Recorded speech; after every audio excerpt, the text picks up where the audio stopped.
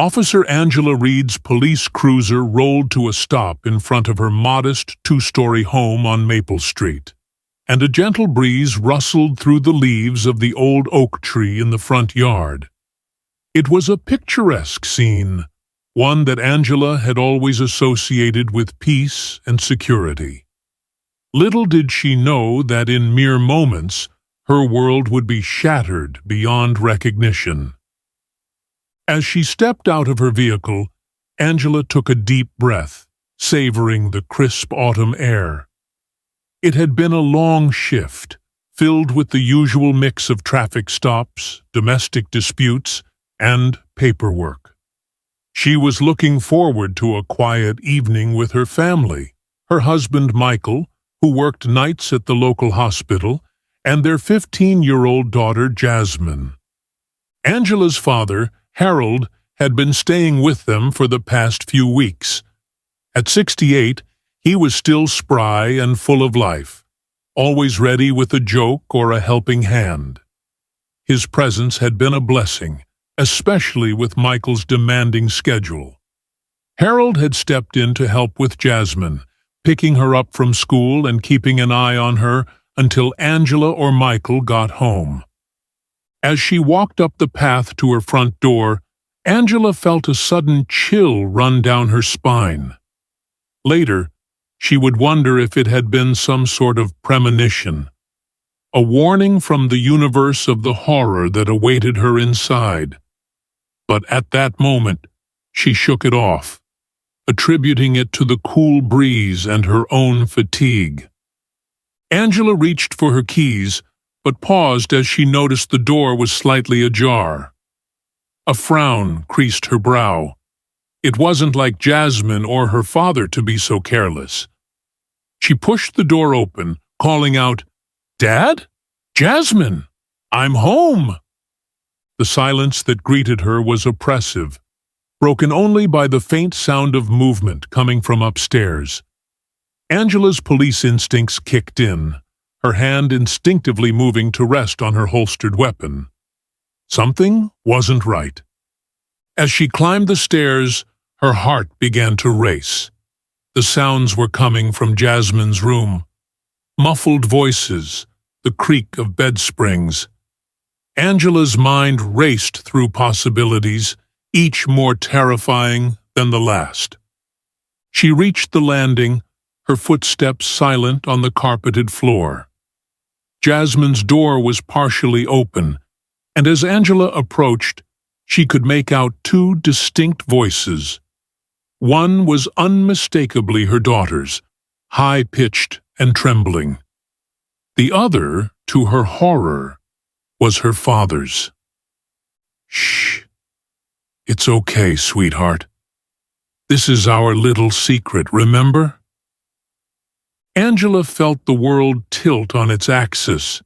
Her vision narrowed to a pinpoint, focused solely on the sliver of space visible through the open door. With trembling fingers, she pushed it open. The scene that greeted her would be forever seared into her memory. Her father, Harold, sat on the edge of Jasmine's bed, his hand resting on her thigh. Jasmine, her sweet, innocent daughter, was frozen in place, her eyes wide with fear and confusion. In that moment, Angela Reed ceased to be a mother, a daughter, or even a police officer. She became something primal, a force of nature driven by an overwhelming need to protect her child. Her hand moved of its own accord, drawing her service weapon from its holster. "Get away from her!" Angela heard herself say, her voice barely recognizable. Harold turned, his eyes widening in shock and fear. "I can explain!" But there was no explanation that could justify what she had seen. No words that could erase the betrayal, the violation of trust. Angela's finger tightened on the trigger. The first shot rang out, shattering the silence of the suburban afternoon. Then another, and another. 5 times in total, The gun bucked in Angela's hand, each report like a thunderclap in the confined space of the bedroom. As the echo of the final shot faded, Angela lowered her weapon. Harold lay motionless on the floor, blood pooling beneath him. Jasmine huddled in the corner of her bed, her hands clamped over her ears, tears streaming down her face. The acrid smell of gunpowder hung in the air, mingling with the metallic scent of blood. Outside, a dog barked, and somewhere in the distance, sirens began to wail. The world had changed irrevocably, and there was no going back. Angela holstered her weapon with shaking hands. She moved to her daughter, gathering her in her arms. "It's okay, baby," she whispered, her voice hoarse. "It's over now. You're safe." As she held her trembling child, Angela's mind raced. What would happen now? How would she explain this to her superiors? To Internal Affairs? To Michael? But those were concerns for later. Right now, all that mattered was Jasmine. The sirens grew louder, and Angela knew she had only moments before her colleagues arrived. She took a deep breath, steeling herself for what was to come. Whatever happened next, she knew one thing with absolute certainty. She would do it all again in a heartbeat to protect her daughter. The story of Angela Reed, the cop who shot her own father to save her child, was about to become national news. But for Angela, it was just the beginning of a long and painful journey towards healing and justice. The next few hours passed in a blur for Angela. The arrival of her fellow officers, the shocked faces, the questions that seemed to come from all directions. She answered them mechanically, her police training kicking in even as her world crumbled around her. "Yes, I discharged my weapon. 5 times. He was touching my daughter." Each statement felt like it was being torn from her throat, leaving it raw and aching. But through it all, Angela refused to let go of Jasmine. Her daughter clung to her, face buried in Angela's shoulder, her small body racked with silent sobs. It was Detective James Holloway who finally managed to separate them, gently explaining that Jasmine needed to be examined by a doctor and interviewed by a specialist. Angela knew the protocol. She had been on the other side of this scenario more times than she cared to remember. But knowing didn't make it any easier. "Mom, please don't leave me," Jasmine whimpered as a kind-faced social worker tried to lead her away. Angela knelt down, cupping her daughter's face in her hands. "Listen to me, baby. I will never, ever leave you. But right now, you need to go with Ms. Taylor. She's going to take care of you while I talk to some people. I promise I'll be with you as soon as I can." As Jasmine was led away, Angela felt a part of herself go with her. She turned to face her colleagues, her friends, who now looked at her with a mixture of sympathy and uncertainty. She knew what came next. "Officer Reed," Holloway said, his voice gentle but firm, "I need you to surrender your weapon and badge." Angela nodded, her movements robotic, as she unclipped her holster and removed her badge. As she handed them over, she felt naked, vulnerable in a way she had never experienced before. "You know the drill, Sam," Holloway continued. "We need to process the scene, and then we'll need your full statement. Internal Affairs will be involved, given the nature of the incident." Angela nodded again, unable to form words. She allowed herself to be led downstairs, away from the bedroom that had become a crime scene, away from the body of her father, the man who had once been her hero and was now the source of her deepest pain and rage. As she sat in her living room, surrounded by crime scene technicians and fellow officers, Angela's mind drifted to Michael. He would be finishing his shift soon, coming home to a nightmare he couldn't have possibly imagined. She needed to call him, to explain. But how could she possibly put this into words? Before she could dwell on it further, the front door burst open. Michael stood there, still in his scrubs, his face a mask of panic and confusion. "What's going on? I got a call? They said there was a shooting at our house." His eyes darted around the room, taking in the officers, the evidence markers. "Where's Jasmine?" Angela stood on shaky legs, crossing the room to her husband. As soon as she was within reach, Michael pulled her into a tight embrace. It was then, in the safety of his arms, that Angela finally broke down. The sobs she had been holding back came in a torrent, her body shaking with the force of her grief and shock. "Shh, it's okay," Michael murmured, stroking her hair. "Whatever it is, we'll face it together. Where's Jasmine? Is she all right?" Angela pulled back, wiping her eyes. She's with a social worker. They took her to the hospital for an exam." Michael's face paled. "An exam? Sam, what happened?"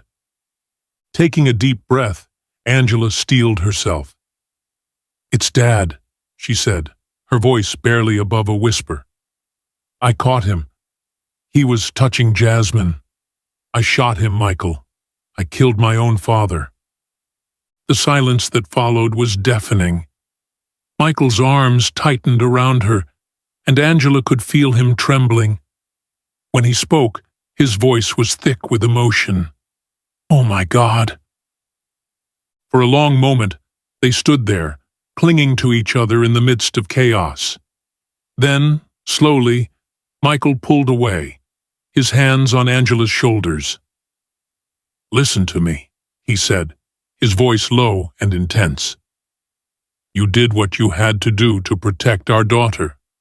Whatever happens next, we'll face it together. Okay?" Angela nodded, drawing strength from her husband's unwavering support.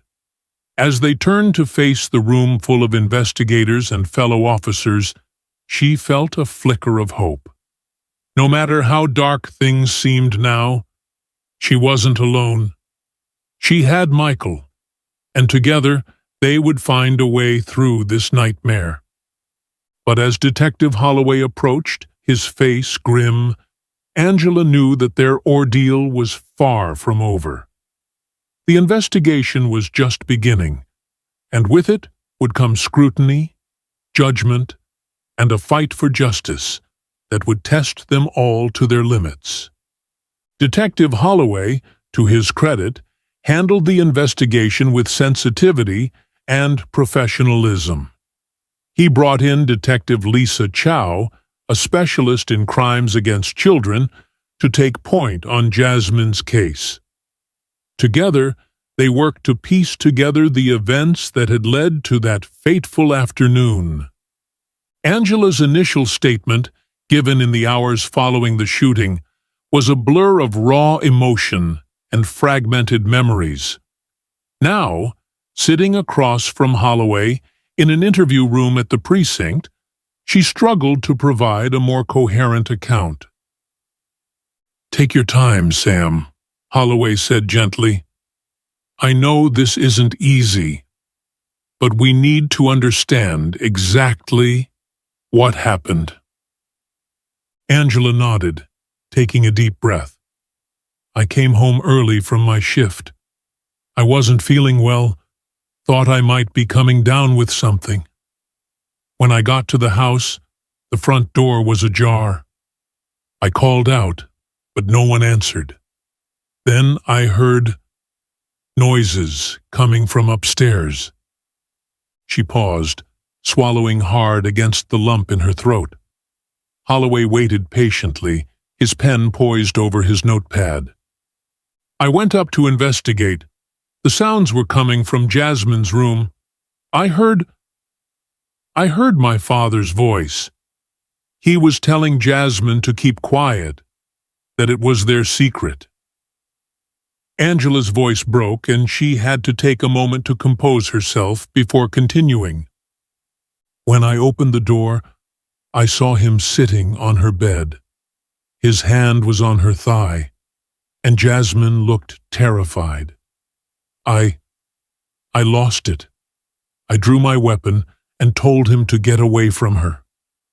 He tried to say something, but I couldn't hear it over the roaring in my ears.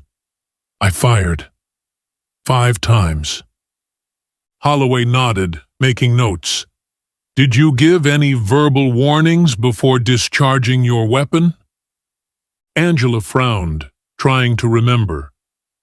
I think I told him to get away from her, but it's all a blur. I just remember needing to protect Jasmine. I understand, Holloway said. Now, have you ever suspected anything like this before? Any signs that your father might be abusing Jasmine? The question hit Angela like a physical blow. No, she whispered. God, no. If I had any idea. He was my father. I trusted him with my child. How could I have been so blind? Holloway reached across the table, patting her hand. This isn't your fault, Sam.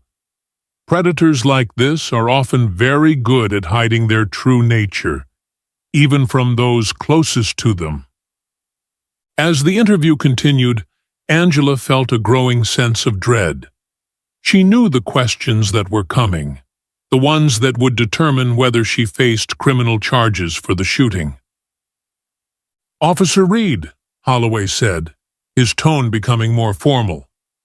In your professional opinion, did you believe that your father posed an immediate threat to Jasmine's life or physical safety at the moment you discharged your weapon? Angela hesitated. The truth was, Harold hadn't been armed. He hadn't been actively hurting Jasmine when Angela walked in. But the damage he had done, the trust he had violated, wasn't that a kind of violence in itself? I believed he posed a significant threat to her well-being. Yes, Angela said carefully. The sexual abuse of a child is a violent act, even if it doesn't leave visible injuries. Holloway nodded, making a note. And in that moment, did you believe that discharging your weapon was the only way to protect your daughter from further harm? Angela closed her eyes, remembering the rage and fear that had coursed through her in that moment. Yes, she said softly. In that moment, I couldn't see any other way to keep her safe.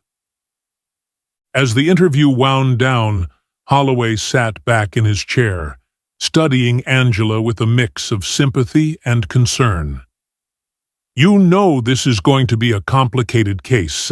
Internal affairs will be all over it, and the DA's office will have to make a decision about whether to press charges.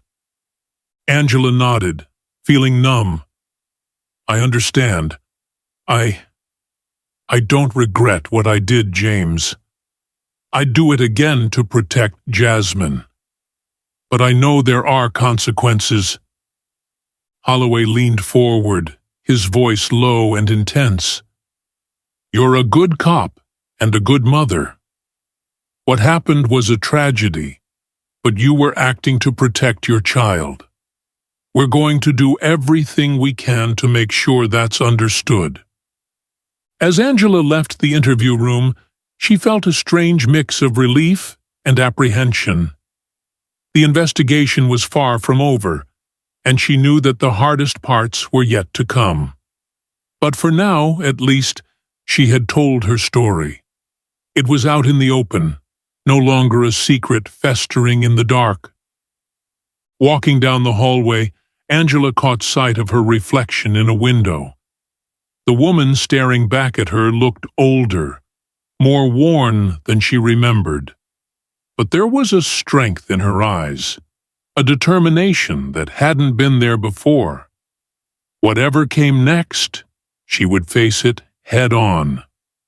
For Jasmine, for herself, and for every child who had ever suffered in silence. As she stepped out into the afternoon sun, Angela took a deep breath. The world seemed different now, sharper and more dangerous, but she was still standing, still fighting. And as long as she had breath in her body, she would continue to fight for justice, for healing, and for a future where no child would have to endure what Jasmine had. The investigation was just beginning, but Angela Reed was ready for the battle ahead. As news of the shooting spread, it sent shockwaves through the tight-knit community of Millbrook. The story was sensational. A respected police officer gunning down her own father to protect her daughter from sexual abuse. It was the kind of tragedy that no one wanted to believe could happen in their town, yet it had unfolded right in their midst.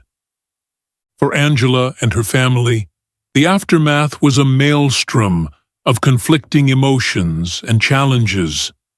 While many in the community rallied around them, offering support and understanding, others were quick to judge. Whispers and sideways glances followed Angela wherever she went. Some questioned her use of lethal force, while others wondered how she could have been blind to her father's true nature for so long. The police department was caught in a difficult position. On one hand, Angela was one of their own, a decorated officer with an impeccable record. On the other, the use of deadly force against an unarmed civilian, regardless of the circumstances, required thorough investigation and accountability. Captain Elena Santiago, Angela's direct superior, found herself walking a tightrope. In a press conference held a week after the incident, she addressed the media with carefully chosen words. The Millbrook Police Department is committed to a full and impartial investigation into the events that transpired on the afternoon of October 15th, Santiago stated, her face a mask of professional neutrality. Officer Reed has been placed on administrative leave pending the outcome of this investigation, as is standard procedure in any officer-involved shooting. She paused, her expression softening slightly. However, I want to make it clear that Officer Reed's actions were those of a mother protecting her child from harm. While we cannot comment on the specifics of an ongoing investigation, we ask the community to remember that behind the badge, our officers are human beings facing unimaginable challenges. The press conference did little to quell the public's appetite for information. Local news outlets ran constant updates on the case, rehashing the known facts and speculating on what might have led to such a tragic turn of events. For Jasmine, the aftermath of the abuse and the shooting was a nightmare from which she couldn't seem to wake. Nightmares plagued her sleep, and during her waking hours, she struggled with a mix of relief, guilt, and confusion. The grandfather she had loved and trusted was gone, killed by her mother to protect her. The complexity of her emotions was more than any 15-year-old should have to bear. Dr. Amelia Foster, a child psychologist specializing in trauma, worked closely with Jasmine in the weeks following the incident.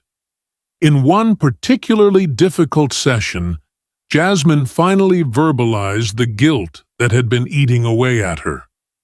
"It's all my fault," she sobbed, curled up in a ball on Dr. Foster's couch. "If I had told someone sooner, maybe Mom wouldn't have had to kill Grandpa. Maybe he could have gotten help or something." Dr. Foster leaned forward, her voice gentle but firm. "Jasmine, listen to me. None of this is your fault. Your grandfather made choices, terrible, harmful choices, and those choices are his responsibility alone. You were a child who trusted and loved him, and he betrayed that trust. You have nothing to feel guilty about." As Jasmine worked through her trauma in therapy, Angela and Michael faced their own struggles. The strain on their marriage was palpable, with both feeling guilty for not having noticed the abuse sooner. Late one night, as they lay awake in bed, Michael finally gave voice to the fear that had been gnawing at him. "Sam," he said, his voice barely above a whisper, What if it wasn't just Jasmine? What if there were others?" Angela felt her blood run cold at the thought. She turned to face her husband, seeing her own pain and uncertainty reflected in his eyes. "I don't know," she admitted, "but if there were, we'll find out. We'll make sure justice is served, not just for Jasmine, but for anyone else he might have hurt." The possibility that Harold's abuse might have extended beyond Jasmine added a new dimension to the investigation. Detective Chow, working in conjunction with the department's cold case unit, began the painstaking process of combing through Harold's past, looking for any signs of previous victims. As the investigation expanded, so did the media coverage. What had started as a local tragedy soon caught the attention of national news outlets.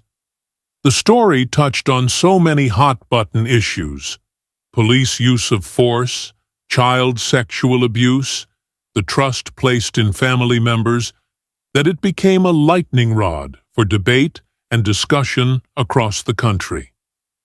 Angela found herself at the center of a storm she never could have anticipated. Her phone rang constantly with requests for interviews, which she steadfastly refused. Reporters camped out on her lawn, hoping to catch a glimpse of the family at the heart of the sensational story. Through it all, Angela clung to one certainty. She had done what was necessary to protect her child. As painful and complicated as the aftermath was, she couldn't bring herself to regret her actions that day. One afternoon, as Angela sat on her front porch, ignoring the occasional flash of a camera from across the street, she was surprised by a visit from her partner, Officer Darnell Jackson. Darnell had been supportive from the beginning, one of the few people who didn't look at Angela differently after the shooting. "How are you holding up, partner?" Darnell asked, settling into the chair next to her. Angela managed a weak smile. "About as well as can be expected, I guess. Some days are harder than others." Darnell nodded, his expression serious. "Listen, Sam, I wanted you to hear this from me before it hits the news. We got a call yesterday, a woman claiming she was abused by your father back in the 80s. She saw the story on the news and decided to come forward." Angela felt the world tilt beneath her. She gripped the arms of her chair, trying to steady herself. "Oh, God," she whispered. "It's true then. There were others." Darnell reached out, placing a comforting hand on her arm. We don't know the full story yet. Chow's looking into it. But I thought you should know. This might change things, Sam.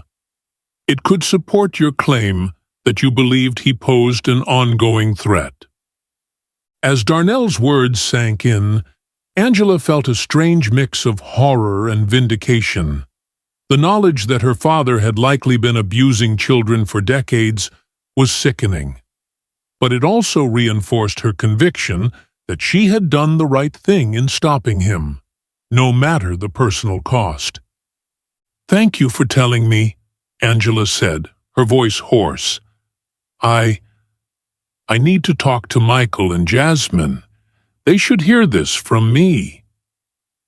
As Darnell left, promising to keep her updated, Angela stood on her porch, looking out at the neighborhood she had sworn to protect. The world seemed different now, shadowed by the knowledge of long-hidden crimes and the weight of secrets finally brought to light. But as she turned to go back inside, to face her family with this new and painful information, Angela felt a flicker of something she hadn't experienced in weeks. Hope. Hope that the truth would come out, that justice would be served, and that somehow they would find a way to heal from this trauma. The road ahead was long and uncertain, but Angela Reed was ready to walk it, one step at a time. Grace Watkins met them at the courthouse steps, her professional demeanor a steadying presence amidst the chaos of reporters shouting questions and cameras flashing. "Remember," Watkins said quietly as they made their way inside, "the grand jury process is secret. You'll be testifying alone, without me present. Just tell the truth, Angela. That's all you can do." Angela nodded, squeezing Michael's hand one last time before following a court officer down a long hallway. As the doors to the grand jury room opened, she took a deep breath, steeling herself for what was to come. The room was smaller than she had imagined, with 23 jurors seated in rows facing a single chair where she would give her testimony. Assistant District Attorney Robert Chow was there, along with a court reporter and the foreperson of the grand jury. The atmosphere was tense, the weight of their task palpable in the air. As Angela was sworn in, she looked at the faces of the jurors. They were a diverse group, men and women of various ages and backgrounds. Some looked at her with sympathy, others with curiosity, and a few with what seemed like judgment. She reminded herself that their job was not to determine her guilt or innocence, but simply to decide if there was enough evidence to bring the case to trial. ADA Chow began his questioning gently, asking Angela to recount the events leading up to the shooting. As she spoke, describing the moment she walked in on her father and Jasmine, Angela felt a surge of the same rage and horror she had experienced that day. Her voice shook, but she pushed on, determined to make the jurors understand. "In that moment," she said, her eyes fixed on a point just above the jurors' heads, "I wasn't thinking as a police officer. I was a mother seeing her child in danger. Everything I've ever learned about protecting the innocent, about stopping predators, it all came down to that one moment." Chow nodded, his expression neutral. "Officer Reed, did you consider any other options before discharging your weapon? Calling for backup, perhaps, or attempting to physically restrain your father?" Angela closed her eyes briefly, remembering the split-second decision she had made. "Honestly, sir, no. At that moment, all I could think about was stopping him, making sure he could never hurt Jasmine or anyone else ever again." I know now that there might have been other options, but in that instant, I truly believed I was doing the only thing I could to protect my daughter. The questions continued for hours, delving into Angela's relationship with her father, her training as a police officer, and her state of mind in the aftermath of the shooting. Chow pressed her on the use of deadly force against an unarmed man, on why she had fired 5 times instead of once or twice. Through it all, Angela remained composed, answering each question as honestly as she could. When Chow brought up the other victims who had come forward, Angela felt a fresh wave of guilt and anger wash over her. "If I had known," she said, her voice breaking slightly, "if I had had any idea what he was capable of, I would have stopped him long ago. The thought that he might have hurt other children, it haunts me every day." As the questioning wound down, Angela felt drained but oddly relieved. She had told her story, laid bare the terrible choices she had faced. Now it was up to the grand jury to decide what would happen next. The days following her testimony were a blur of anxiety and waiting. Angela threw herself into caring for Jasmine, whose therapy was progressing slowly but steadily. They spent long hours together, rebuilding the trust that had been shattered by Harold's betrayal. It was a week later when Grace Watkins called with news. Angela and Michael huddled around the phone in their kit-chow, hearts pounding as they waited to hear their fate. "The grand jury has made their decision," Watkins said, her voice carefully neutral. "They've decided not to indict Angela. There won't be criminal charges." The relief that flooded through Angela was so intense she felt her knees buckle. Michael caught her, holding her close as they both processed the news. "It's over," Angela whispered, tears streaming down her face. "It's really over."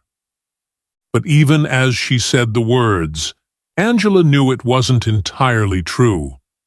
The legal battle might be over, but the emotional scars left by her father's actions and her own response would take much longer to heal.